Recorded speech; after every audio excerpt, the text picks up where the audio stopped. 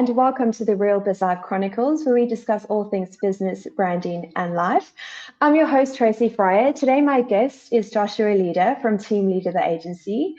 Josh has been ranked as a top 5 real estate agents in Darnella. He's a director of Team Leader, a proud dad and husband, connector of people, and believes that mindset is medicine. Josh, welcome. Hey, how are you, Tracy? I'm good, thank you. Thank you so much for making time to be on the show.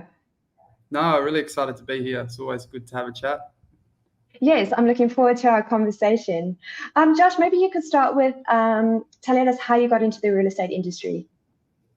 Yeah, for sure. So I'm actually going into my 9th year now, and real estate's kind of been in the in the family for a little while. So my mum's been in real estate for just over 20 plus years. So I kind of was around it as a kid, but wasn't feeling like when I was in my, from 18 to 20, early 20s, that it was the best option for me to commit to such a professional, industry. I wanted to enjoy myself, and I actually did personal training instead. So fast forward to about 25, and my mum at the time said, "Hey, I'm going to be taking on someone in my team." And I said, "Well, what does that look like?" And then the rest is history. That's 10 years now. Fantastic. And what did you want to be growing up? I actually had no expectation of what I wanted to be. I just, coming out of school, when I found out about personal training, so I did that straight out of school. So I didn't go to levers. I just went and straight and did my personal training course. I really enjoyed that. And after the couple of years doing that, I ended up opening my own private studio, which was phenomenal. I think what is similar to real estate and similar to personal training is it's a people's business. And I think that's where I really enjoy actually helping people.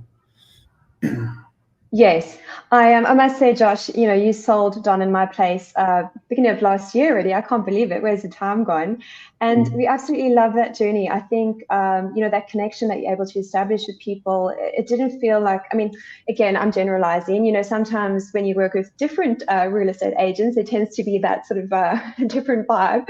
But it really felt like we had a great friend selling our house, and it was just such an easy process, which was great. Yeah, it's definitely a massive goal of mine. I think understanding that real estate isn't about property and it isn't about the sale. It's a people's industry, and it's based on trust. So just trying to make that experience enjoyable. It's already stressful enough, people not knowing where they're going to go. Your situation was a very unique one, but we got there in the end. And we found a house. Yeah. So especially in the current market. But yeah, people, I really want people to actually enjoy that experience. And so that's, one person at a time is my goal, to just create a really good impact in the real estate space. And I think you do it so well. Don and I often chat about it. It was just an easy process. Communication was great. And even the person that bought our house, such a great guy. And I actually bumped into him at a networking event, funny enough. And he was like, "Oh, do you play golf?" And I was like, "Last time I played golf, I literally hacked the entire game, the range." So and it was really great, the process. And I think your communication was just like next level. Yeah, no, I appreciate that. It's something that's super important. I think communication, no matter what industry or what you're doing, clients, the key, and making sure that they're aware of everything that's going on and feeling comfortable with the process is just super important. And do you feel that that's a sort of a strategy or process that you've grown over time, or have you always been that way inclined to just make this sort of process so easy? I think it's learning over time.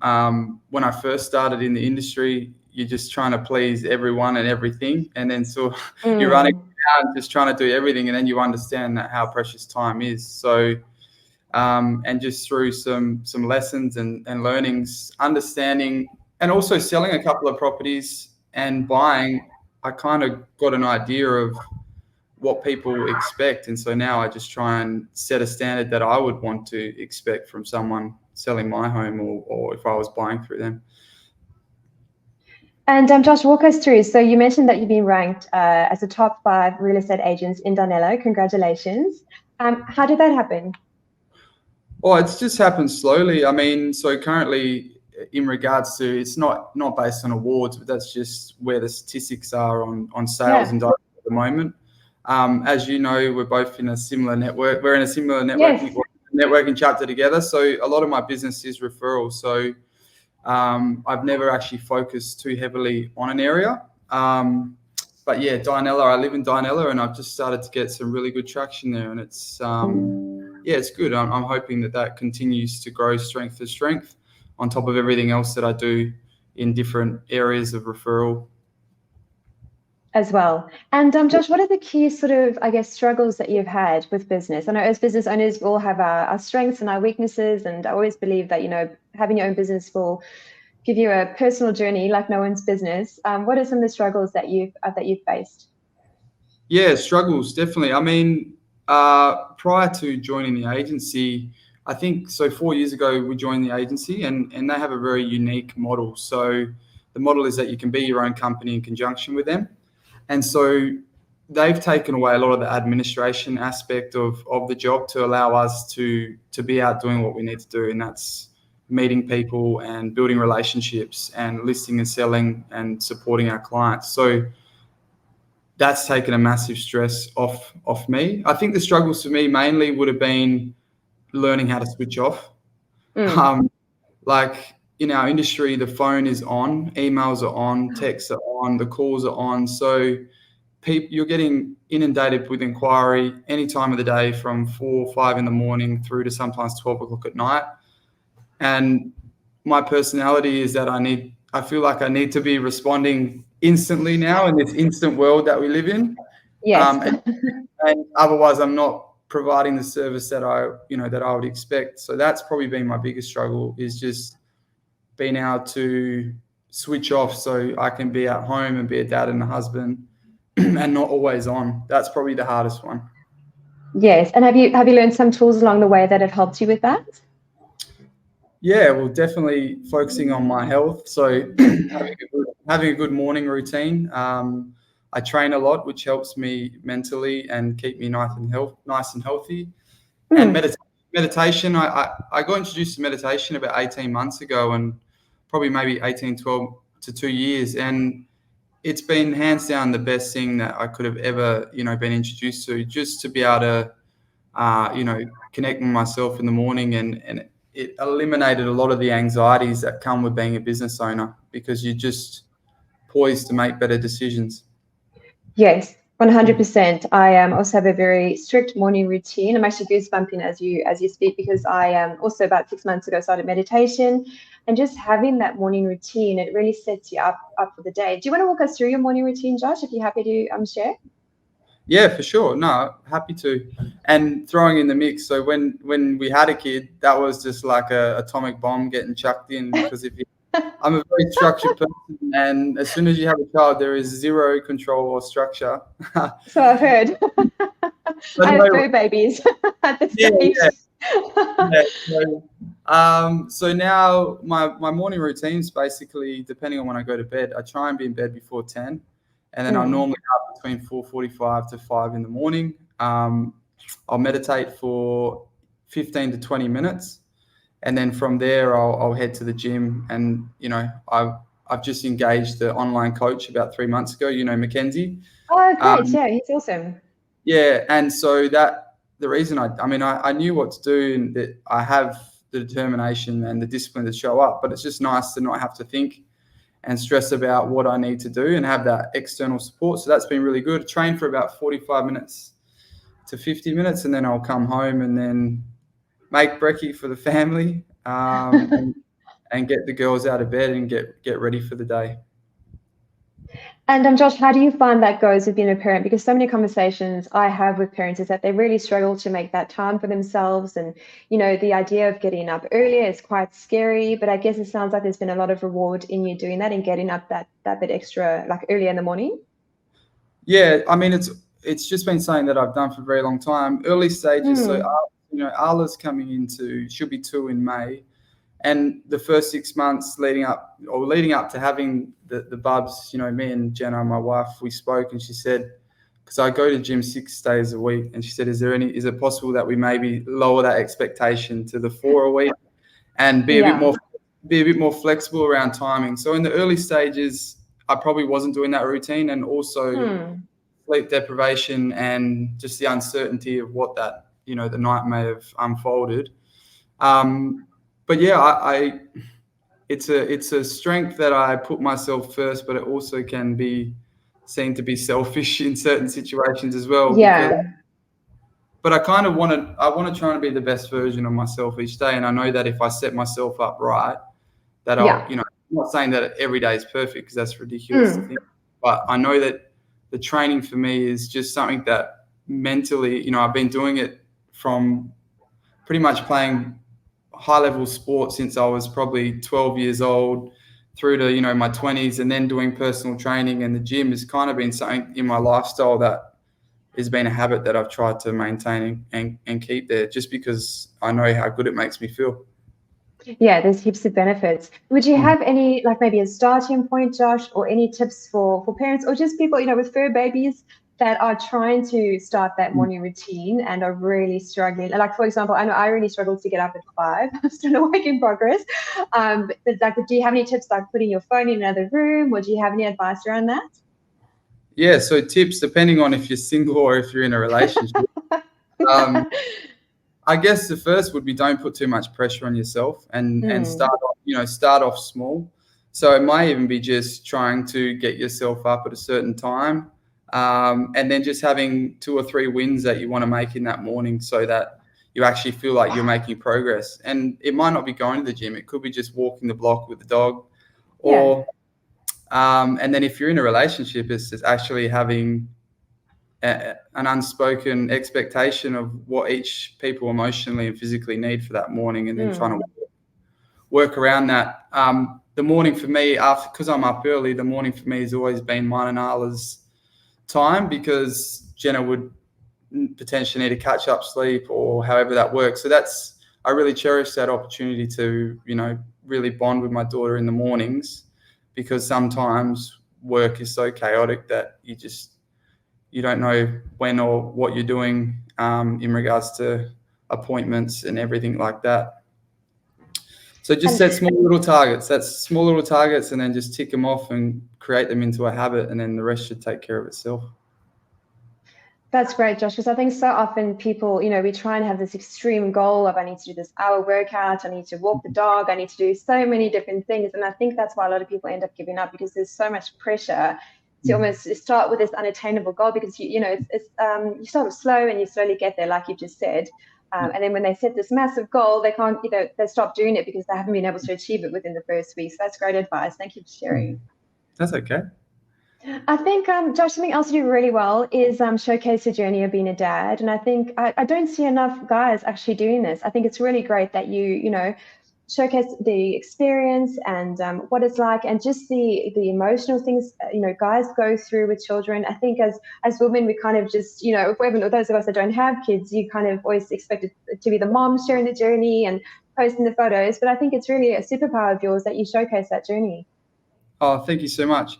Well, look, firstly, massive respect to all women, because the journey that you take with motherhood is just out of control. Like, I just never really knew until obviously you have a child. Yeah.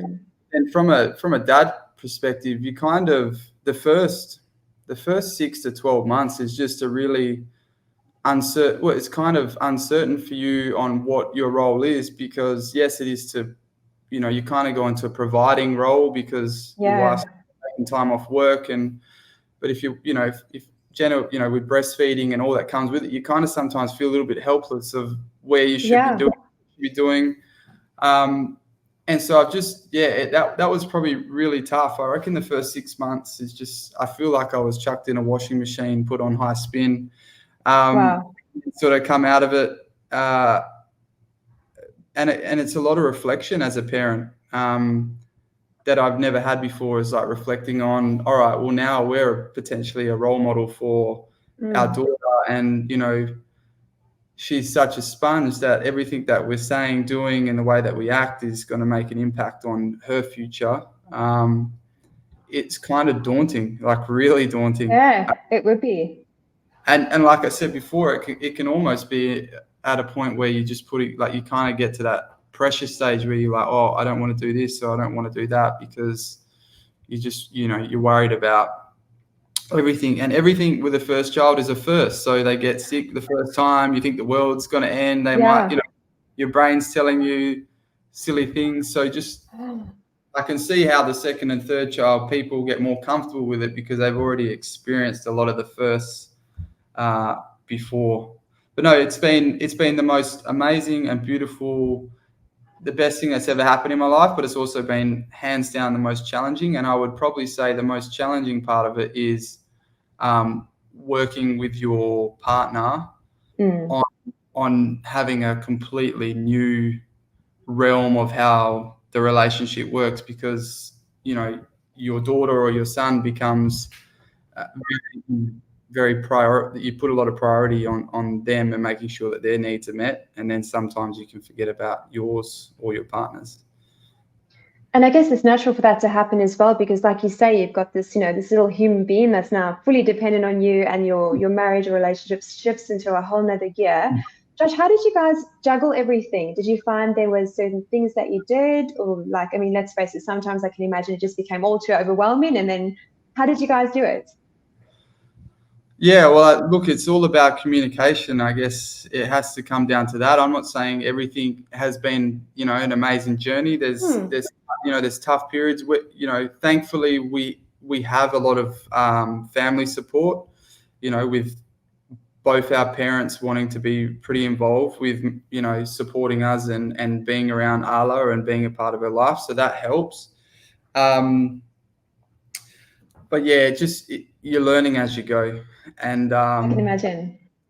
The only tip I would really have is that just trust your intuition and trust yourself that you have the ability to know what to do, and don't beat yourself up too much and listen to too many people, because everyone has a different opinion on how you should parent.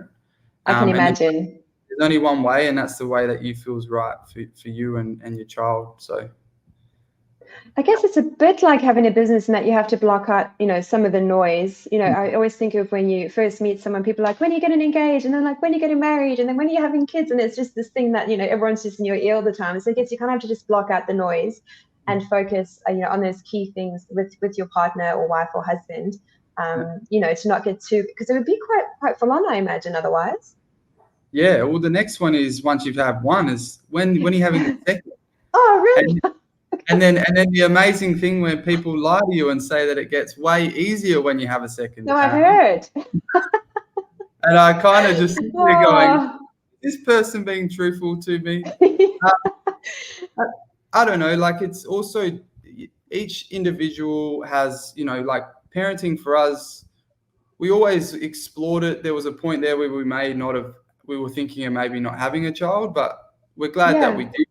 And everyone has their own choices. But some people, Jenna's a business owner, I'm a business owner, so we're both generating our own income, and that can add a little bit of additional pressure too.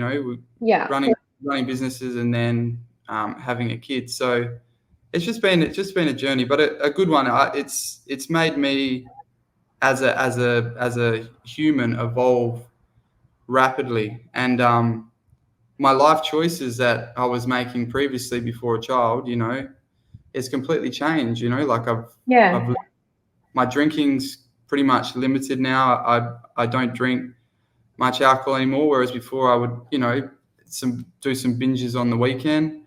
And yeah, you're just doing things a little bit different in a good way, though. Yeah, I guess it's that big priority shift as such. Yeah, 100%. And also, you just want to.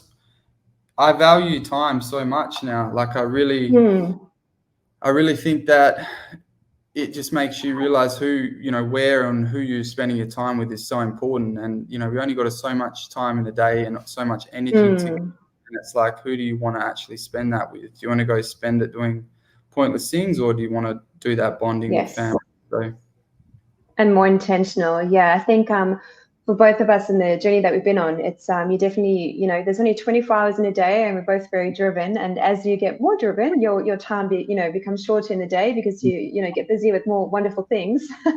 So I can definitely relate to that. Yeah, it's hard. I don't know how you feel or maybe how you felt, because I know how your business has grown and how driven you are. But Hmm. you could be achieving the world, but still sometimes not be satisfied, and that's it's really hard place to be in, because you could be doing so well, Yes. but you still don't even bother patting yourself on the back because you're like, what's next?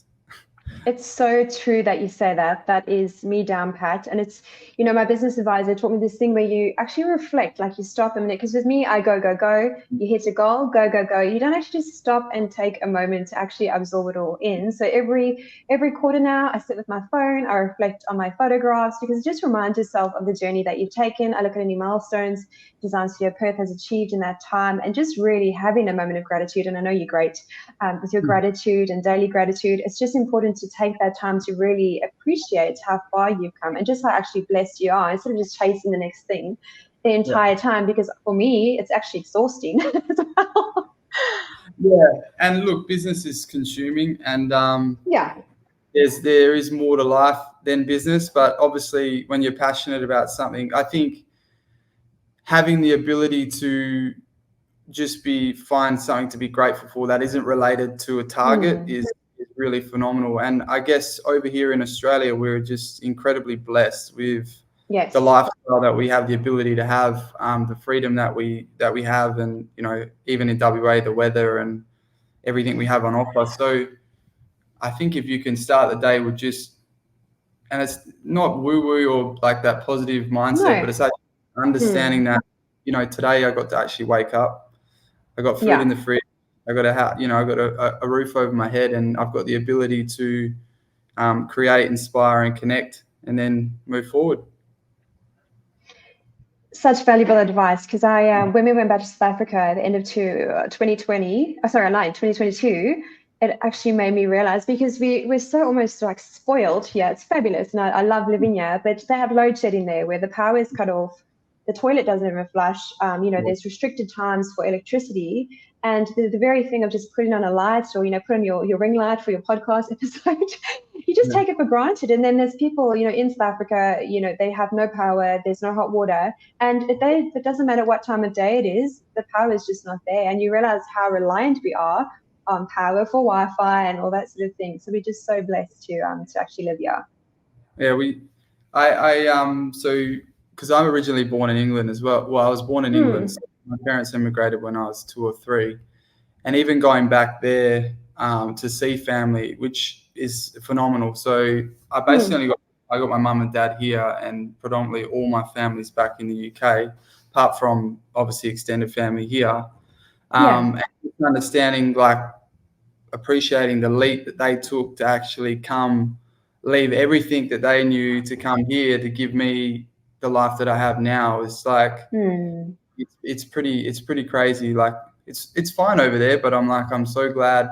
It sounds really rude, but I'm so glad I didn't actually Yeah. grow up over there, because I don't think I would have Yeah. had the same opportunities and experiences that I would have had here in Australia.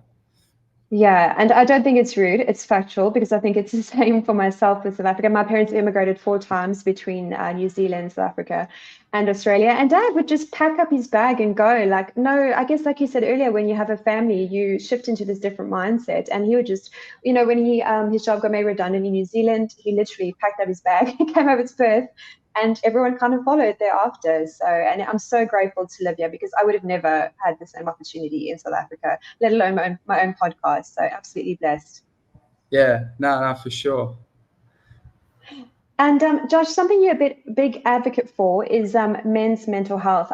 Saw a post that you did that there are 8 suicides a day, of which 6 are men. I couldn't believe that figure. Mm. Yeah, it's something that obviously Movember's just recently Yes. passed, November last year, which is something that we in a group of the guys through our BNI network get involved with. Yeah, I think men's mental health is just something that we've all, myself, had struggles. I feel like the way that the world has and people have shifted over the last 2 or 3 years, I think it's becoming more okay for males to speak out and not just think that they have to brunt, their emotions and just get on with Yeah. things. Um, And yeah, like I haven't experienced yet losing a friend or a loved one through that, through, suicide or anything like that. But I know like 3 or 4 people that, have over the last 12 to 18 months, and just hearing the impact that can have on, downward, with their families and, their friendships. It's just really sad. And I feel like we just had the ability to, to connect more and feel like we can be heard, and or someone's there to listen to what's going on. There could be some things done around it. I know that they're doing a lot for it, which is good, but it's okay to not be okay, and it's okay to let people know that Yeah. you're not okay. And that's, I guess, surrounding yourself with a good network, or having good family support is probably the key. I had a very dear client of mine who committed suicide June last year, and he was a mentor as well, which really just it unnerved me in so many ways, because when you spoke to this person, seemed very happy, seemed like he had it all together, he's thriving businesses, like next level business owner, and I was so sad and devastated at the news, because like I say, when you saw him front on, he was fine. But deep Mm, down, I guess he had inner demons. And I think so many people, they do feel alone, and especially with social media. There's this facade that we're supposed to, it's polished facade, everyone's edited, and goodness knows what mm. else. Also, we feel like we're striving for this unattainable perfection. And I think it does take its toll on people.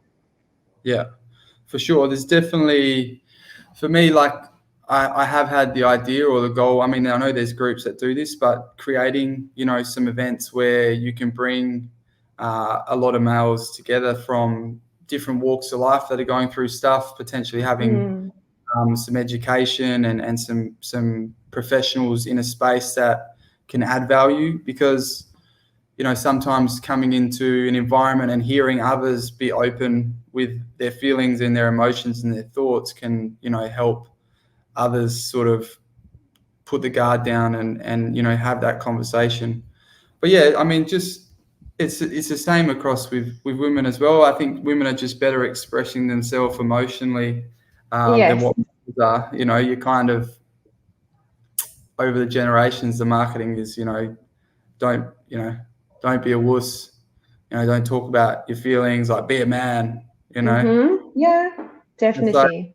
yeah, so it's just something that I'm really mindful of for myself, and trying to be supportive around people that that are my friends as well. It's so important. And I think it's great that there actually has been a shift in that. And I think also for guys, they are brought up in such a way where they might not understand the emotions that they experience in, because it's never been okay to actually experience those emotions fully. So I think it's great that you're an advocate for that. And I think women, I mean, as far as marketing goes, usually we're illustrated as talking too much and being a blubbering emotional mess. So there's a flip side as well. Yeah, no, for sure, for sure.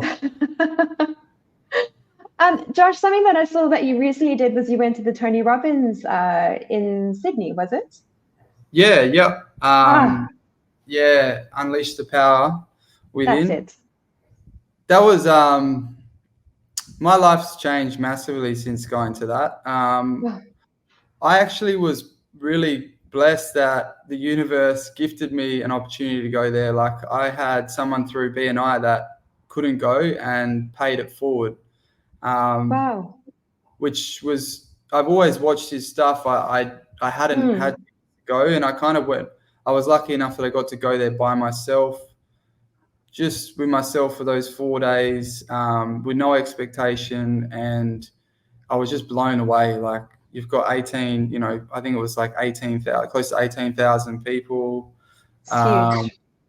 and the energy in there, and just the rawness, and yeah, there were some massive shifts over there, and he's just phenomenal. The work that he does, like, Mm, just holds the space so well, and yeah, there was definitely some belief systems that I'd had within myself that weren't true. That was definitely holding me back in business, in life, and I think we all have them. It's just that we don't. yes.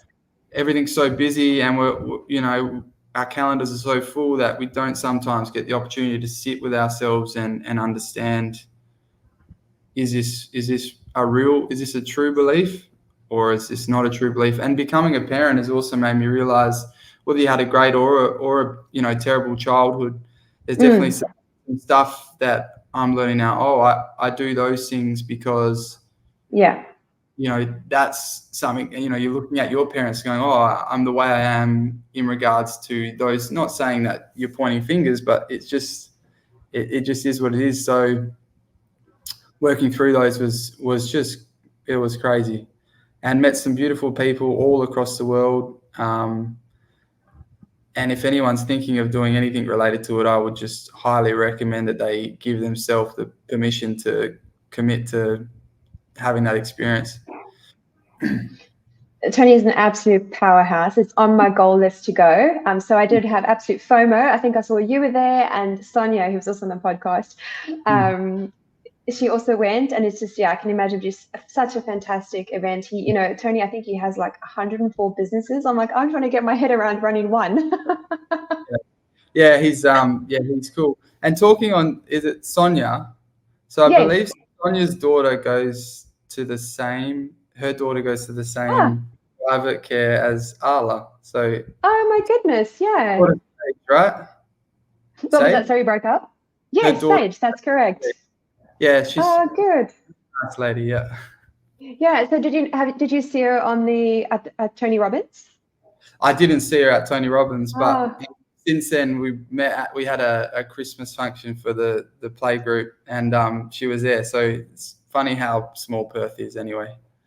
It is. And thinking of both of your guys' personal journey, definitely the universe speaking, you should totally catch up with her. I think you guys will have a lot in common.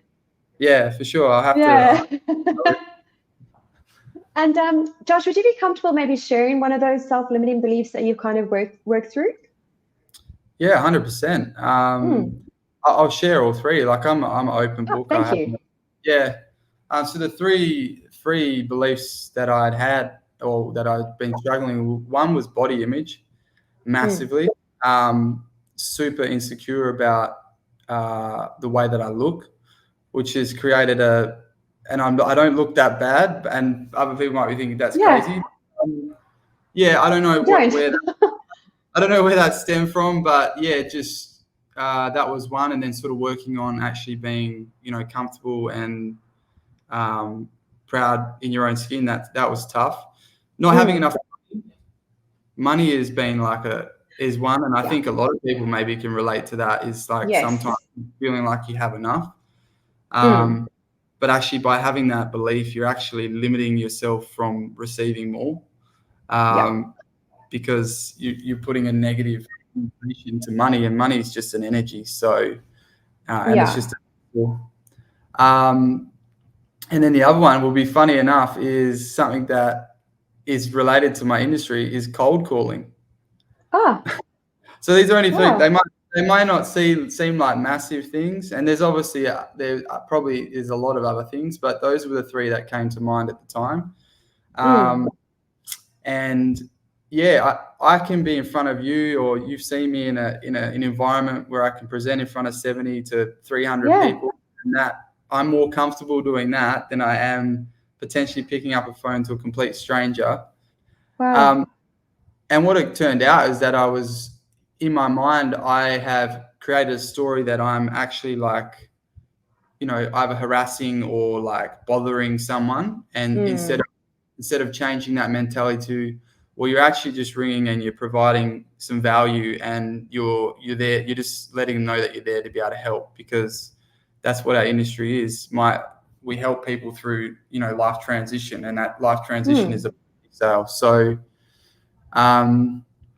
but they did an exercise at Tony, and it was the most full-on thing I've ever experienced, because it was like obviously he's skilled in what he does, but basically it was a lot of writing down, and then you were able to release these beliefs. And there was a lot of screaming, a lot of tears, not only from myself, but 18,000 other people. And then after it, you just felt you kind of just felt like you're on a cloud. And ever since then, I don't know, everything just changed for me. My business, there's a shift. yeah, even coming back, my business, like things started flowing to me a lot better and easier, and my confidence grew. So it was fantastic. Fascinating. And I can just imagine with 18,000 people, like we're all energy, right? And the energy there, I can see why there would have been such a shift, like in everything. Yeah, it's the worst part is coming back to reality. Like, not Yes. that coming home to your family. Like, I love No, that I part. know what you mean. You've gone from pretty much, and the days start from about 9, and some of the nights finish at 12. So you're It's basically there for hectic. 16 to 18 hours. But the crazy thing is that the way that they run, you're not even getting tired. And you kind of just forget, like you're just in this little vortex, and then you come back to reality. And so the big thing Tony would say, and I guess it's related to the morning stuff, is Mm. we're not always going to feel 100%. We're not always going to feel great, but Mm-mm. actually prime ourselves to actually put ourselves in a state to feel good, and to be in a good state. And on his website, I believe there's a 5, or I think it's a 10-minute priming exercise, which is free, and Oh, great. it's about gratitude, doing a bit of gratitude, like a meditation thing, but it takes you through this process, and after it just really sets the tone for the day. Oh, fantastic. I'll find the link and pop it in the show notes as well. Because I think he has a very religious morning routine as well, but he's like next level. I think gets Oh, up at 4 and has like an ice bath, and I'm not that brave yet. yeah. Look, if I had the millions of dollars, I'm sure I'd have my own private studio at the back with all that You and me stuff. both. That's a goal. Eventually, I'd love that. But for now, we'll just do we'll work with what we got. Yes, definitely. And use the pool as the ice bath. Yeah, for sure. And Josh, I just wanted to back up as well. Thank you for sharing, those roadblocks that you had. And it's Mm. really fascinating because I've known you for over a year now. And I have never, I've always seen you on the opposite of those. Like I've always seen you as very confident, very centered. So isn't it crazy how our mind tells us these stories and we have these beliefs, but on the outside, we're still embodying that, that characteristic that we want to be, or that it's kind of the flip side. Does that make sense? Yeah, for sure. Yeah, really interesting. Yeah, And I guess different environments, different. There's an introverted element, but in an open environment, and speaking to people, I enjoy that. So yeah, yeah, it is interesting for sure. and I wanted to touch on this, Liz, and well, one of the bravest things that you've ever done. Oh, I don't know. I mean, bravest things I've ever done. I think I heard by the grapevine that you presented to 300 people. Yeah, well, look, that was a bucket. Well, I don't think that it was. I wouldn't say a bucket list thing, but the opportunity presented itself, and Yeah. public speaking. When I first started we're both part of BNI. When I started in BNI Hmm. 5 years ago, and I would stand and I'd be presenting to 13 to 15 people, I'd be trembling and sort of shaking, Hmm. and I think it was crazy. Like the whole experience is just so like euphoric when you're standing up there. It happens so fast, and you kind of just it just felt like I was in the zone, and it was a really really good experience. I would recommend anyone has the ability to put themselves in an uncomfortable situation, to definitely do it, because there's so much growth and confidence that came from that. And sometimes I even go back and if I'm feeling a little bit flat or I'm not feeling confident, I'll actually go back and watch that video of me Great. presenting, and because Mm. now it's implanted in my mind that I have the ability to be able to do that. And why am I Yeah. second guessing myself from being able to make one call? You know what I mean? Mm. Yes. And firstly, that's a very real fear. I have the same, like, public speaking was a big one for me. Yeah. And then also cold calling, because like you say, oh, you're interrupting someone, but if you reframe it in that I'm actually trying to, be helpful to this person and provide a service that can really help their business grow, sell their house, whatever it may be, it's just that reframe that's so powerful. Yeah, for sure. And I guess that's why BNI has been such a phenomenal platform for me, and like somewhere where I've really found my place, is that you're able to build those relationships, and people are introducing you to other people. So it kind of cuts off that cold aspect, and it's gone from being cold to somewhat a warm introduction. Once I've got a warm introduction, it's a completely different ball game. Or if I'm in front of someone, it's totally different. But back to the brave thing, I don't know if it's more brave, but I mean, I think in 2013, I did get run over, and I did nearly die. It was pretty crazy. Oh my gosh. So I got run over by a boat trailer with a boat on it. Oh. And so, my goodness. Talking about an experience of, I think that was a real rude awakening to how quickly things can be taken away. For me, what would I have been? I'm 35 now, so like 23, 24. Wow, yeah. And just, you think you're invincible at that point, you know.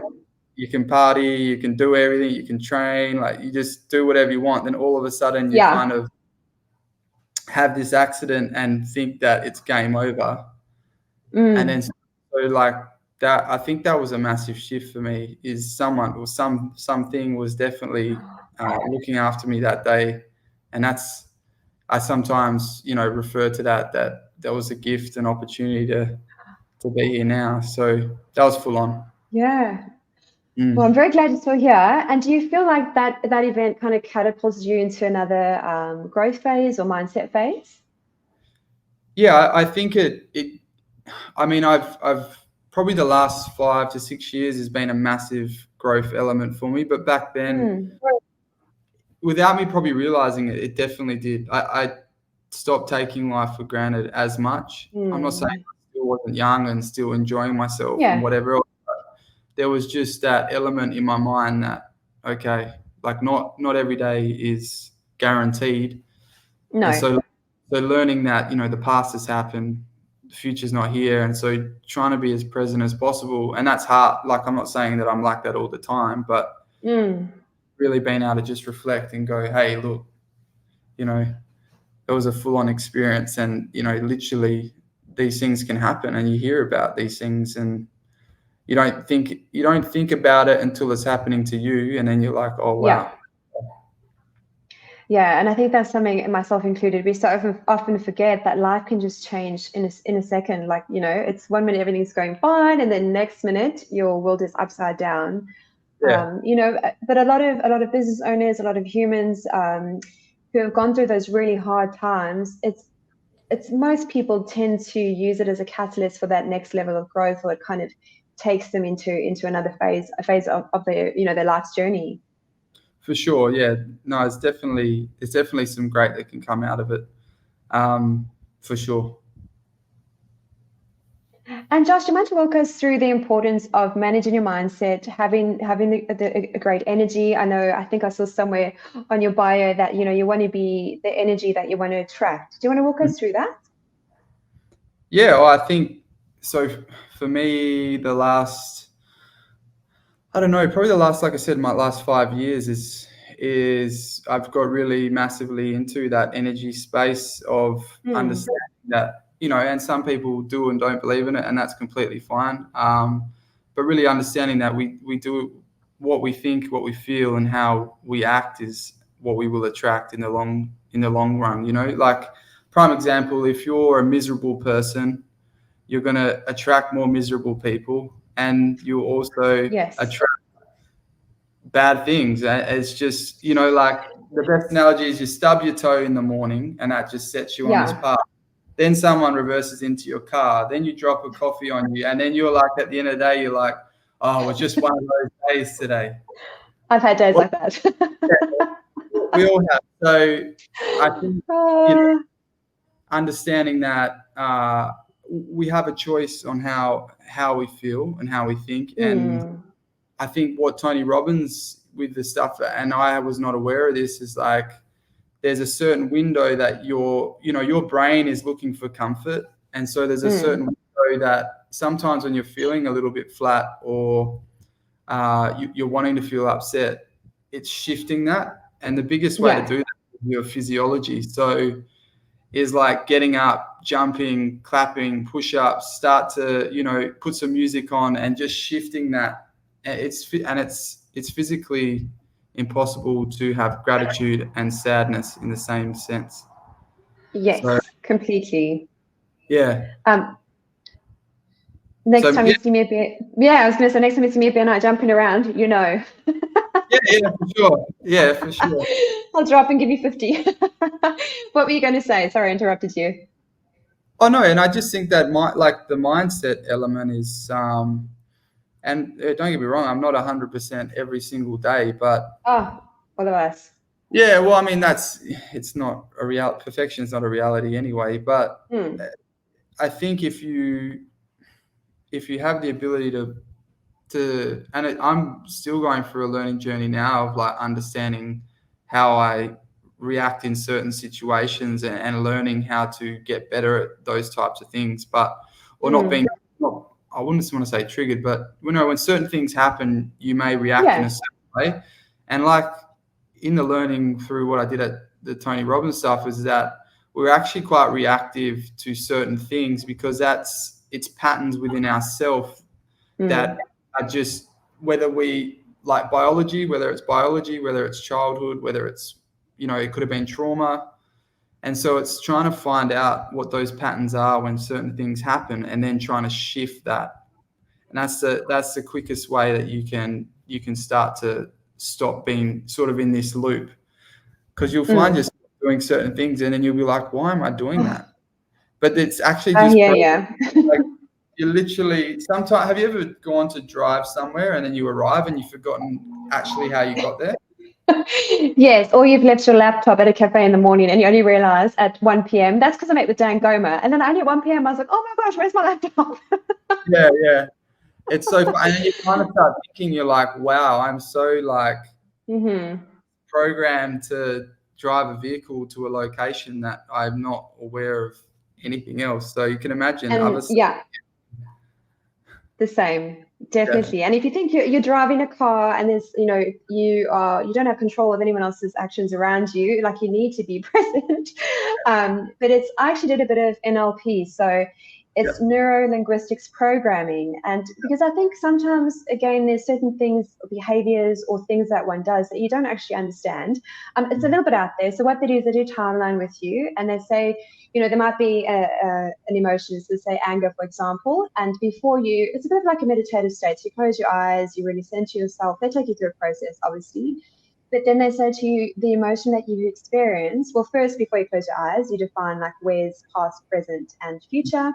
And past is actually, it's before you were born. So it might be something that's genetically been passed down to you. So there could have been an experience that your parent had or one of your parents had. And it's actually, again, it's a bit out there. But it's the most bizarre. Yeah, if you haven't done it, Taryn Williams is amazing. Like I cried a lot, but it's actually just a release. And again, it's just that personal growth journey. So your subconscious, it's really weird. Like it'll just tell you, like if it's past, present, or it's a future. And something for myself was it was before I was born, and it's amazing. Like your mind just walks you through, and through going through a few of those sessions, it's like you just shed, I want to say bullshit that you hold, and those things that don't serve you, to actually step into that higher power of yourself. So if you haven't done it, I highly recommend. And Taryn Williams is fantastic. Amazing. Yeah, no, I've definitely heard it. Jenna's done it before. It's helped her massively. She actually had a fear of public speaking before joining BNI and did a lot of work in that space, which helped her massively. And she still refers back to it now. So yeah, so powerful. I back it all the way. Yeah, it's just really, really great. And I think, again, we're so conditioned to think, only the here, now, present. Again, it's about that bit out there, and it depends what you believe. But yeah, I think those types of experiences can really help us just step into a better version of ourselves as well. Yeah. I wanted to touch on, for our listeners, BNI is a networking group, Business Networking International. That is how Josh and I met. And Josh, you've been a member for about 8 years, is it? 6, but I'm going April. I'll be going into my 7th year. Yeah. Have you found it's like I know you've mentioned the public speaking part, which I can relate to because my goodness, when I first joined BNI, I was stand up there, even still, like I kind of get this heart thing going. But I think the more I've done it, the more it's helped with my confidence, and of course, stepping into the VP role and standing up there every week. And what I love though is everyone is, I stuff up every now and then, but everyone's still really supportive, Yeah. and that it really does help your confidence. How else have you found it's helped your business?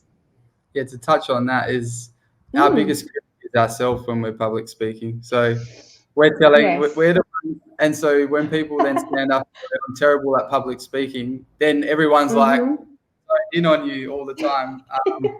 We all get those butterflies and the flutters and all that comes. That's just natural, I think.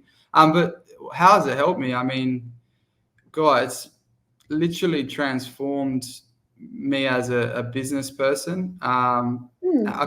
Person in like a person in general. I think having the ability to be in a room full of other business owners that are highly really high in their fields and be able to learn from them, listen, and not only that, but be able to grow your business.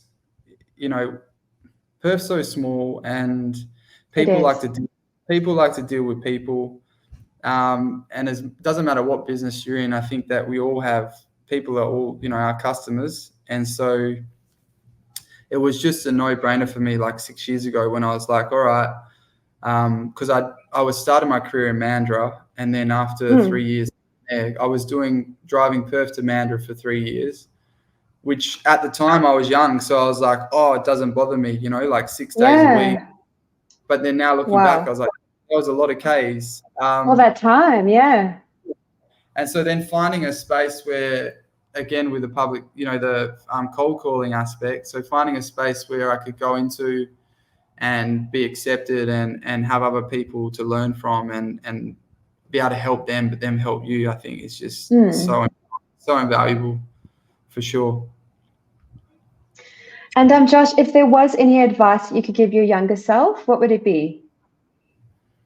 Yeah, I actually thought about this before this in case the question was looking back, well, like thinking about that, obviously not wanting to live in the past, but I think for me personally, I would tell myself to put as much pressure on myself to be or be a certain way, and that each day is a gift, and just to try and be as present as possible. And health is wealth. Yes, I fully believe that. On the journey I've been in the last years, health is number one. I always say to my team, like, health is number one. You're no good if you're burnt out. If you're not well, please just rather take a day or two, however much time you need to get, to get up to your top well-being. It's so important. And again, like you said earlier, when you're younger, you take it for granted. You can function on 2 hours sleep, hungover, and goodness knows what else all. And then you have that shift where you're like, oh my goodness, this is probably not the best way to live my life. For sure, you can't spend your millions of dollars in the grave. That's for sure. So, no, definitely not. Josh, where's the best place for our listeners to connect with you? So LinkedIn. LinkedIn's a good one. Also, my personal Instagram. And we've got the business and personal Instagram, but predominantly LinkedIn from a business sense, and then personally, to see my family or life would be more on my Instagram page. And then we've got our website. Pop all those. Yes, and there's a bio about Josh on there as well, so we'll pop all the links in the show notes. Josh, any final advice before we jump off? No, just more thanks for having me. It's been a really great conversation, and I think that the more that people actually talk and have open conversations that other people can listen to will help with the ability of other people wanting to talk or they can relate to, because like you said, there's smoke and mirrors. It's a smoke and mirrors generation. Everything looks hunky-dory on social media, but we're all just people and we're all going through things. Yes. So just wanted to say thanks for the opportunity to be on the podcast. Well, thank you so much, Josh. I really appreciate that, because that is one of my intentions for the show, is to just keep it real. And like you said, there's always this facade, and even the space that we're in branding. Yes, it all looks great, but there's still a human on the other side. And life is not perfect. And there's great moments and there's wonderful memories and wonderful things that happen, but there's also that really hard aspect to life as well. So thank you so much for being on this show, and thank you for all that you shared. Thank you so much. Appreciate it. You have a good one. Thanks, Josh. You too. Cheers.